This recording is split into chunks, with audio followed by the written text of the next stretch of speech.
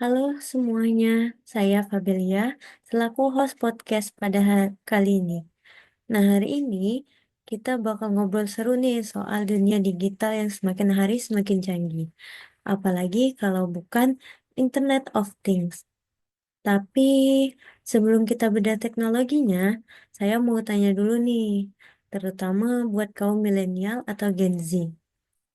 Pernah nggak sih kalian berangkat kuliah atau kerja dengan waktu yang udah bener-bener mepet banget? Pernah kan? Nah, yang mungkin bikin emosinya lagi adalah pas waktunya udah bener-bener mepet, ketika kita sampai di lokasi, kita masih harus buang waktu 10 sampai 15 menit. Cuma buat muter-muter nyari parkiran kosong. Akhirnya, bensin kita habis, datang tetap terlambat, dan mood kita pasti berantakan seharian. Hmm, tetapi berdasarkan informasi yang saya dapatkan, ternyata keresahan tersebut bukan tanpa alasan loh. Setelah kita lihat, data terbaru dari Badan Pusat Statistik atau BPS tahun 2024, jumlah kendaraan terus bertambah. Hmm, bayangkan, jumlah kendaraan bertambah melampaui 160 juta unit. Kendaraan bertambah, tetapi lahan parkiran di kampus atau pusat kota segitu-gitu aja. Akhirnya muncullah antrian di mana-mana, sampai banyak yang parkir sembarangan di pinggir jalan, yang justru malah bikin kemacetan makin parah. Tapi tenang dulu. Hari ini saya nggak sendirian. Saya kedatangan tamu spesial, seorang narasumber yang mengalami permasalahan yang sama, tetapi justru berhasil menciptakan solusi dari permasalahan ini. Langsung saja, sudah terhubung bersama saya di podcast ini, Rian Dwi Cahyadi. Halo Rian, apa kabar hari ini?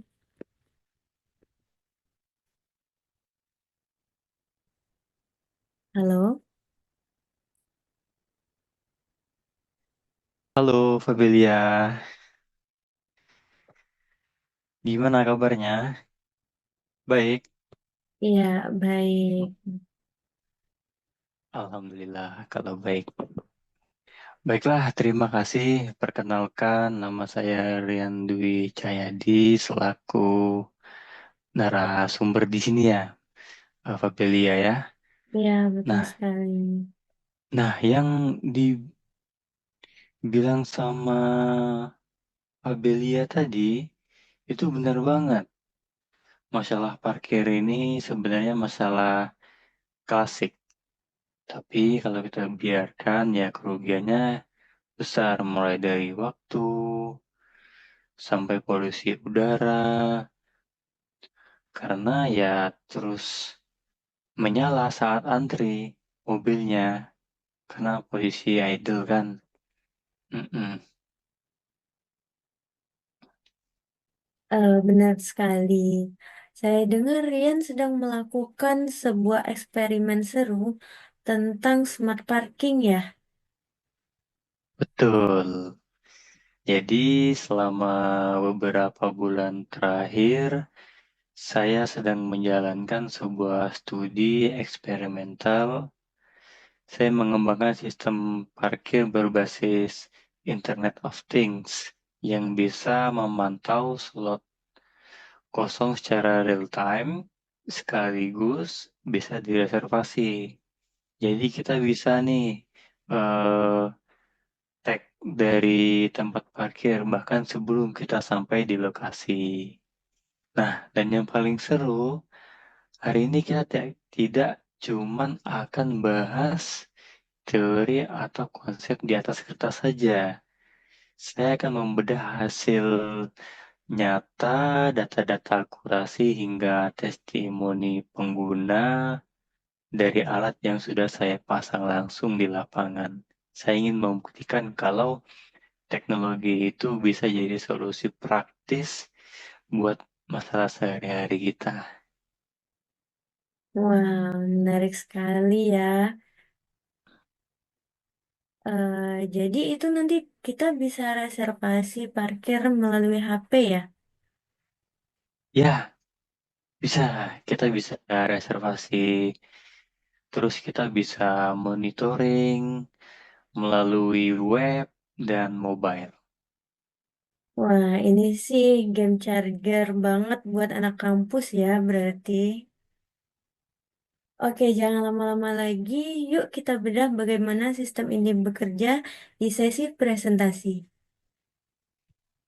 Terima kasih sebelumnya. Saya izin ini ya, izin share screen. Ya, silakan.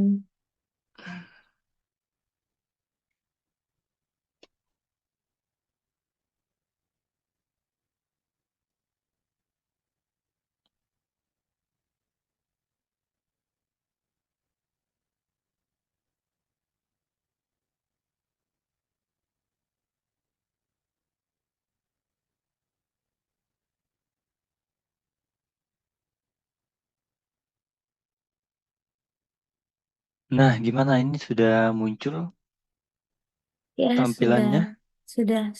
sudah tampil. Oke, di sini. Jadi, studi ini bermula dari fakta yang cukup mengkhawatirkan. Jadi, berdasarkan data dari Badan Pusat Statistik itu, setiap tahunnya jumlah kendaraan bermotor dan kendaraan bermobil itu meningkat.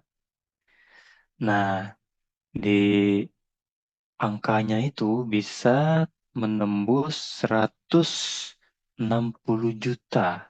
Ini aja data dari Badan Pusat Statistik tahun 2023 dengan mobil penumpang itu ada 12,3 juta unit dan sepeda motor ada 8,6 sehingga totalnya itu ada 105,3 juta. Nah, ini untuk data 2023. Nah, sekarang udah 2026 ya. Jadi ini data terbaru. Data terbarunya itu jumlahnya 166 juta. Oh, lumayan lumayan besar ya. Nah, eh, di lingkup kampus kita, fenomena berputar-putar mencari parkir itu sudah menjadi makanan sehari-hari. Berdasarkan pengamatan dalam laporan saya, nah, eh, ketika kita mencari atau berputar-putar untuk mencari parkir, ini menyebabkan pemborosan bahan bakar yang tidak perlu. Terus emisi gas yang buang dari kendaraan yang idle atau bergerak lambat saat mencari parkir ini, sehingga berkontribusi kepada kualitas udara di lingkungan kampus kita. Inilah yang ingin saya intervensi melalui teknologi. Nah, untuk tujuan dari tujuan utama dari eksperimen ini adalah memangkas searching time tersebut. Saya merancang arsitektur sistem menggunakan tiga komponen utama yang saya sebut sebagai reproducible low cost tech.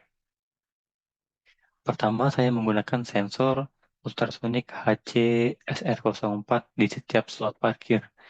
Nah, untuk sensor ini sendiri banyak ini dibahas di berbagai jurnal.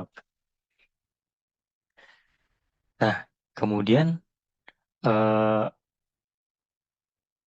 mungkin Anda atau teman-teman lain mungkin banyak yang bertanya, kenapa sih tidak pakai kamera? Nah, saya memilih sensor ultrasonik ini karena yang pertama itu lebih murah, kemudian lebih menjaga privasi pengguna, tidak merekam wajah pelat secara visual terus-menerus. Nah, dan handal untuk deteksi jarak dekat. Nah, data dari sensor ini diproses oleh Raspberry Pi dengan tipe 4B. Nah, sebagai gateway yang kemudian mengirim informasi status slot via protokol MQTT. Nah, untuk antar muka pengguna, saya menggunakan platform web menggunakan Django. Nah, saya memilih Django karena keamanannya yang baik dan kemampuan menangani database SQLite secara efisien untuk kebutuhan reservasi dan real-time monitoring. Nah, mengenai progres saat ini, alat yang sudah berhasil dideploy secara penuh pada 6 slot instrumen untuk pemantauan ketersediaan parkir dan 4 slot khusus untuk pengujian fitur reservasi. Nah, ini adalah arsitektur sistem yang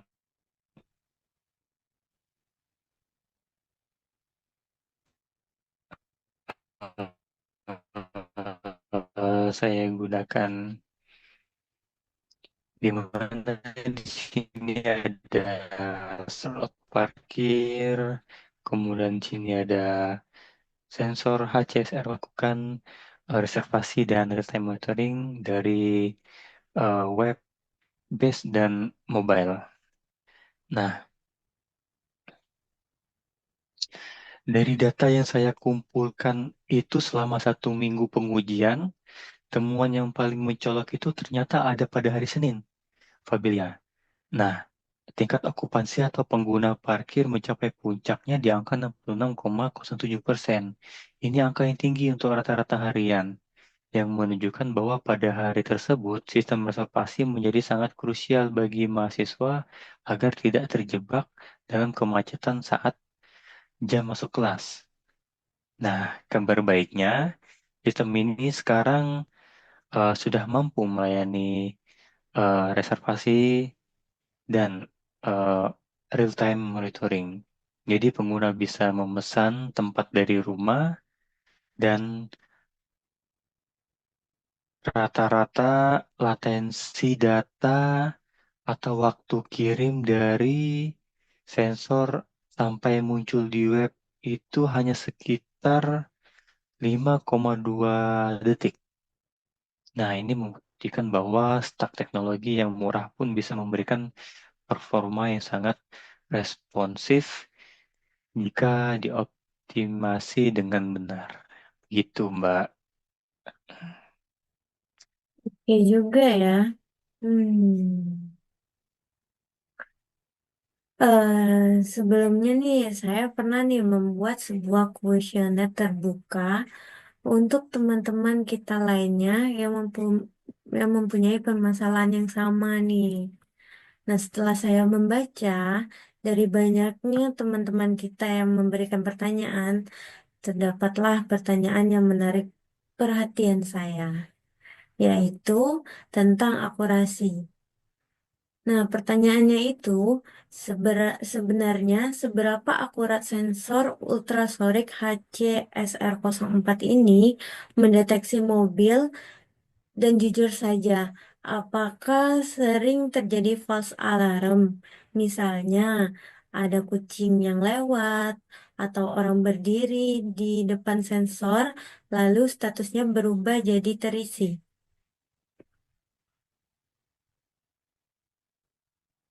Hmm, ini ini pertanyaan yang sangat penting, Mbak. Eh, Sangat teknis tapi penting. Nah, Mm-mm. sebelum saya menjawab dari pertanyaan Mbak ini, saya ingin menunjukkan satu data. Nah, ini ada data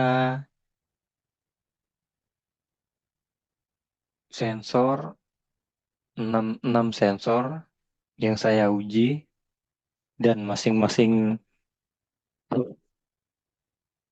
speednya itu berbeda. Di mana sensor 1 sampai 6 itu memiliki nilai minnya sekitar 5 dengan rata-rata 5,2.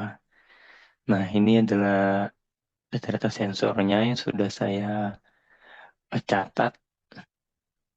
Nah, terkait pertanyaan Mbak itu, dalam eksperimen saya, akurasi deteksi sensor itu adalah prioritas yang paling utama, Mbak. Jadi sensor ultrasonik ini bekerja dengan mengirimkan gelombang suara dan menghitung waktu perpantulnya untuk mengukur jarak antara receiver dan transmitter. Namun di lapangan kondisinya tidak selalu ideal ya Mbak ya.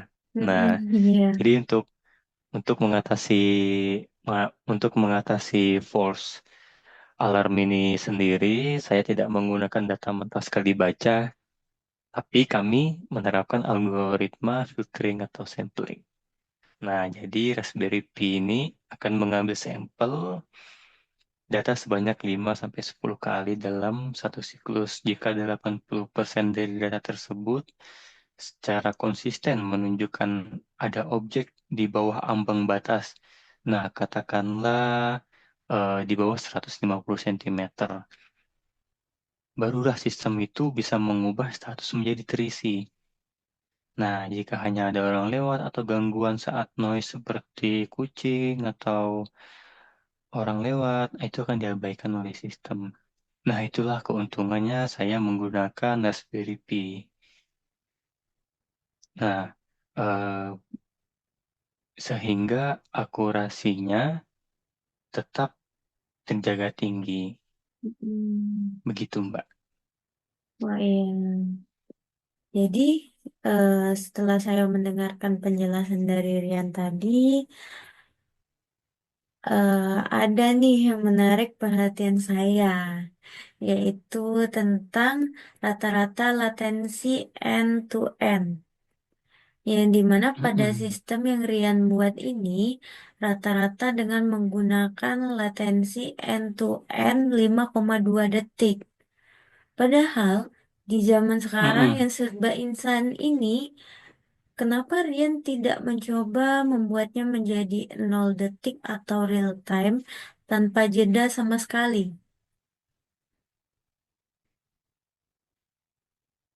Dari 5,2 detik menjadi 0 detik ya, gitu ya. Iya.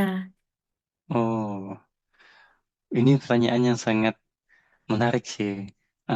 Jadi secara teknis itu 5,2 detik itu adalah akumulasi perjalanan data.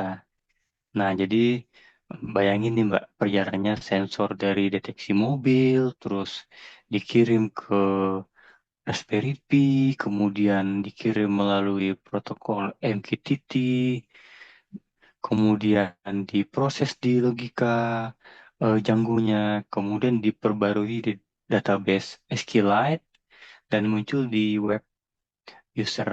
Nah, kenapa tidak 0 detik? Karena ada yang namanya overhead komunikasi dan sinkronisasi database. Nah, selain itu, angka 5,2 detik ini adalah pilihan sadar untuk efisiensi. Jika kami memaksa pengiriman data setiap millisecond agar terlihat instan, terlihat real time, maka beban kerja prosesor Raspberry Pi-nya ini sendiri, penggunaan bandwidth Wi-Fi-nya akan membengkak.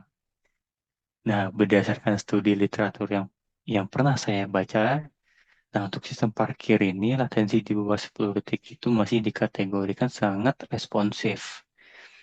Nah, pengguna tidak akan merasa terganggu karena proses parkir sendiri butuh waktu beberapa menit. Jadi 5,2 detik itu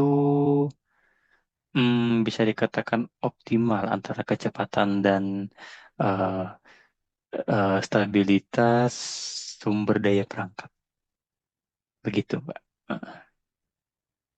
Nah, menurut saya pribadi ya, ini pasti bukan sebuah eksperimen yang sangat mudah.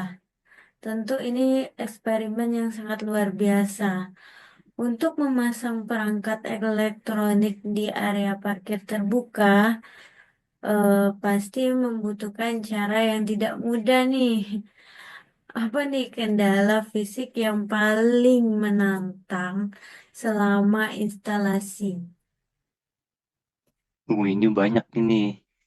kalau tantangan di lapangan. Jadi kendala fisiknya itu sangat beragam. Pertama itu adalah masalah sinyal karena di lapangan itu kami menggunakan yang namanya junction box. Nah, jadi kami harus mendesain junction box itu agar sinyal itu nggak keblok sama si panel. Nah, dan memastikan itu posisi gateway itu strategis. Jadi agar tetap bisa terjangkau dari semua sensor. Nah, yang kedua itu yang pertama adalah power. Power dari panel ini sendiri, mulai dari Raspberry Pi, kemudian ada sensor dan perkabelan. Karena untuk prototype itu aman-aman aja, nggak ada masalah karena dari powerbank nggak ada masalah karena powerbank yang kami gunakan itu ya lumayan besar Mbak kapasitasnya itu. Cuman eh, untuk masalah ini sendiri kami kemarin waktu pemasangan itu di bulan Desember. Nah, bulan Desember pertengahan seingat saya. Itu lagi curah hujannya lagi tinggi-tinggi banget. Jadi ya datanya kacau, terus banyak bracket sensornya lepas, sensornya rusak. Ya jadi harus benar-benar memperhatikan cuaca dan pastikan sensor, kabel semuanya itu benar-benar berfungsi dengan baik. Kayak gitu, Mbak. Hmm. Jadi, jika studi kasus ini akan dilanjutkan atau diimplementasikan secara massal di kampus, apa nih rencana pengembangan yang akan Rian lakukan selanjutnya?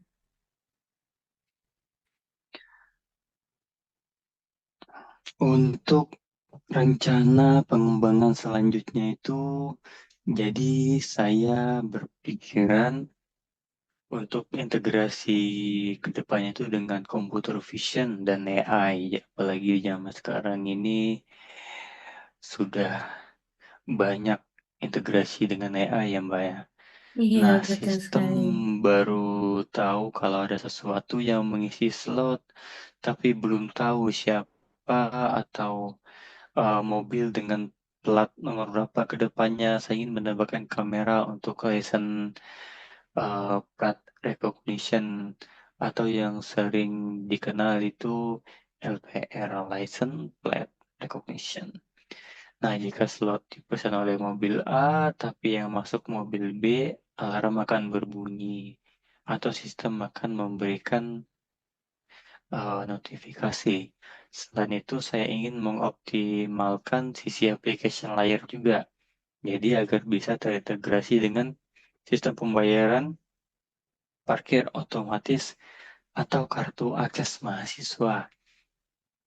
Jadi eh, visi saya visi saya sendiri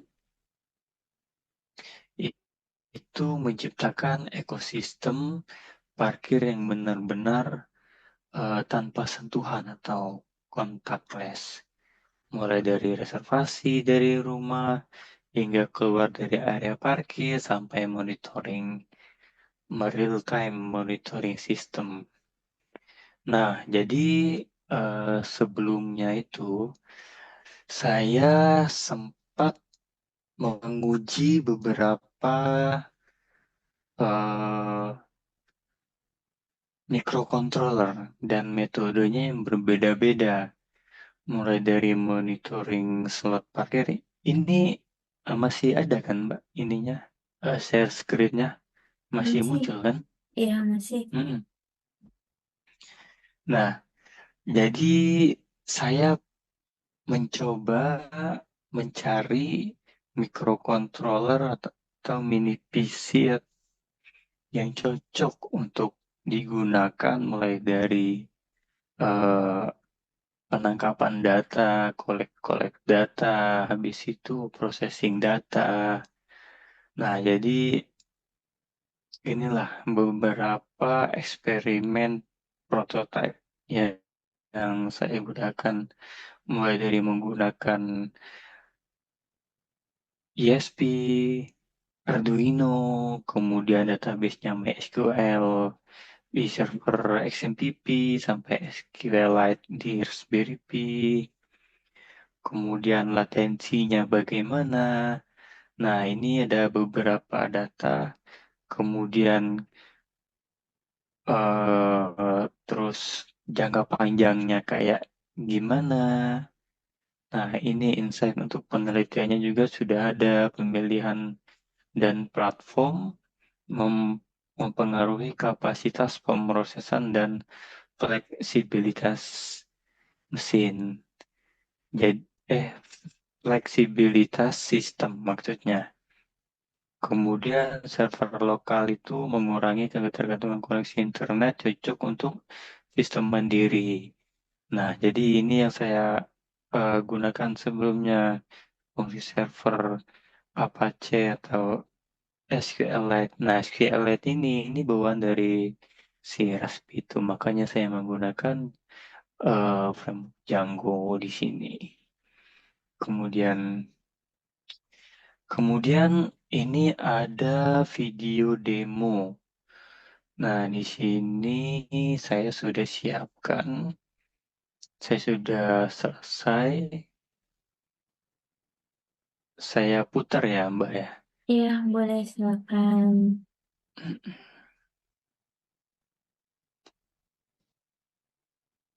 Gimana ini sudah sudah ini Mbak sudah mulai nggak? Sudah, sudah Atau tampil. oke? Jadi saya sambil menjelaskan ya. Iya, Ini boleh. tampilkan tampilan create account-nya. Nah, untuk bagian ini tampilan login user.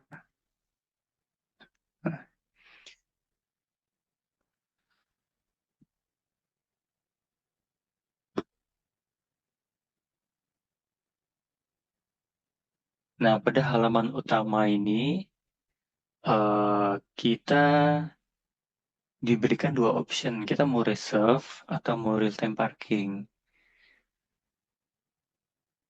Kalau mau real time parking, kita klik. Nah, kemudian beginilah tampilannya. Ini real time monitoring. Jadi teman-teman bisa langsung membuka website ini, kemudian slotnya statusnya berubah. Yang awalnya kosong menjadi terisi. Hmm.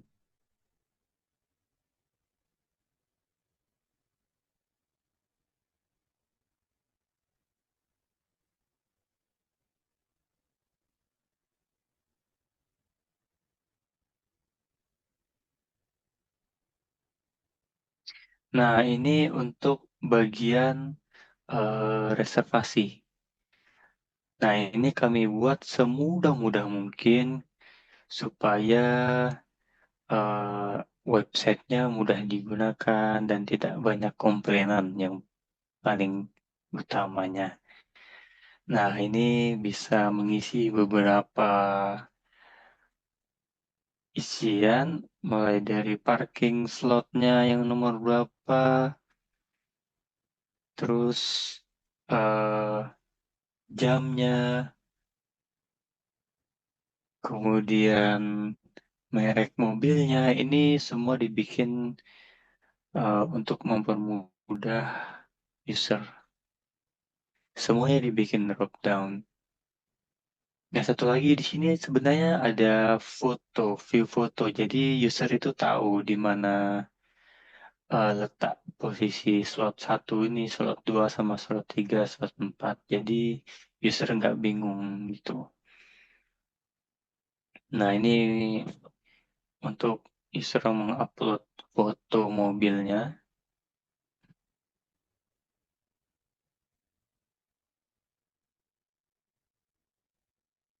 Nah, ini dari akun pribadi yang mulai counting. Nah, ini ada tombol actionnya. Nanti saya akan jelaskan bagaimana cara kerja tombol action ini sendiri dengan IoT-nya. Jadi tombol cancel ini sendiri fungsinya untuk mematikan buzzer. Jadi ketika kita sudah reserve parkir, contoh katakanlah di slot satu, nah tiba-tiba ada orang lain yang mencoba masuk ke slot satu. Jadi si sensor mendeteksi, kemudian buzzernya menyala. Nah, yang bisa mematikan buzzer ini hanya admin sama user yang sudah reserve. Nah, ketika orang lain yang masuk dan dia tidak bisa mematikan buzzer, berarti bukan dia yang mereserve tempat tersebut. Nah, begitu, Mbak. Jadi untuk mengatasi kesalahan teknisnya seperti itu, saya menggunakan metode yang seperti itu.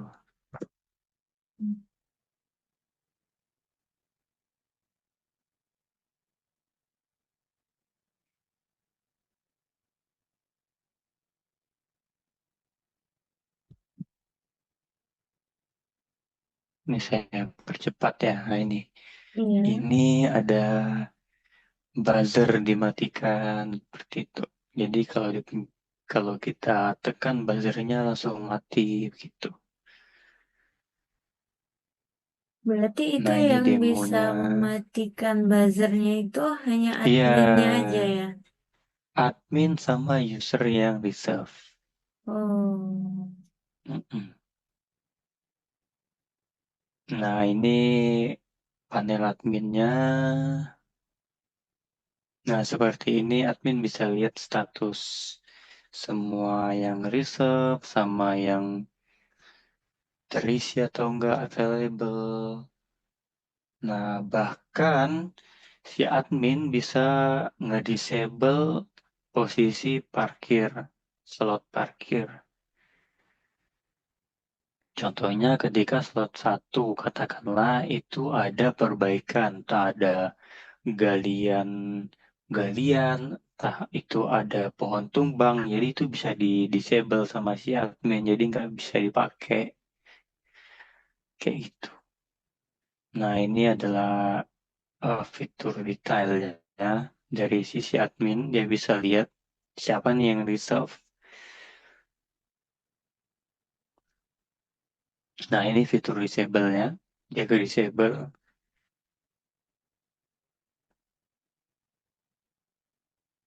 ini terisi. Nah, si admin bisa matikan buzzer hanya dari sini dengan mengklik matikan buzzer. Ini kami buat semudah-mudah mungkin. Ini real time monitoringnya sama.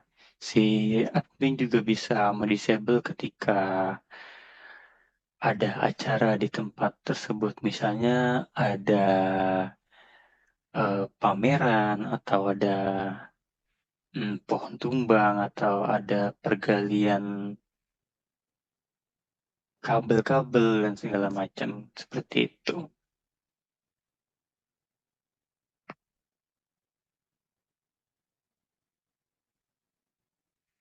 Oke, kita percepat ya, Mbak. Ya. Ini adalah demonya.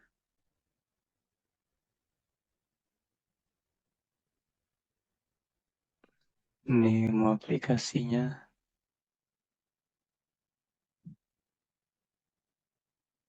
Ini kami lakukan dengan prototipe. Ketika prototipe kami berhasil, kami implementasi langsung di lapangan.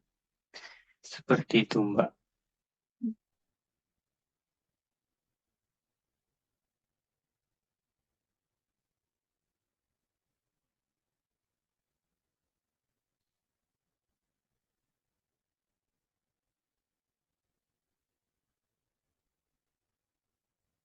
Nah, hanya sampai di sini, Mbak. Saya kembalikan sama Mbaknya. Wah, luar biasa sekali ya penjelasan dari Rian. Dari diskusi kita hari ini, kita bisa melihat bahwa solusi Internet of Things seperti smart parking ini bukan sekedar sebagai alat teknologi, tetapi jawaban nyata untuk mobilitas kampus yang lebih hijau dan efisien. Dengan mengurangi waktu berputar-putar cari parkiran, kita bukan cuma hemat bensin dan waktu, tetapi juga dapat mengurangi emisi karbon di area kampus. Baik, sebelum kita akhiri nih podcastnya Rian. Nah, mungkin ada beberapa pesan penutup atau closing statement untuk teman-teman mahasiswa atau peneliti lainnya yang mungkin sedang mengembangkan inovasi serupa. Baik, terima kasih. Jadi, pesan saya itu cukup sederhana, nggak, nggak terlalu kompleks. Jadi, inovasi itu tidak harus mahal. Yang terpenting adalah tepat guna. Banyak masalah di sekitar kita itu seperti urusan parkir ini yang bisa diselesaikan dengan teknologi yang ada jika kita fokus pada kebutuhan pengguna. Saya berharap studi yang saya lakukan ini bisa menjadi langkah kecil menuju lingkungan kampus yang lebih cerdas dan ramah bagi kita semua, Mbak. Gitu. Nah, luar biasa ya. Jadi inovasi yang sangat tepat guna. Terima kasih banyak Rian atas inspirasinya hari ini dan sukses terus untuk pengembangan sistemnya dan untuk kalian yang menonton jangan lupa bagikan pendapat kalian tentang sistem parkir cerdas ini di kolom komentar. Saya Fabelia pamit undur diri sampai jumpa di episode podcast selanjutnya.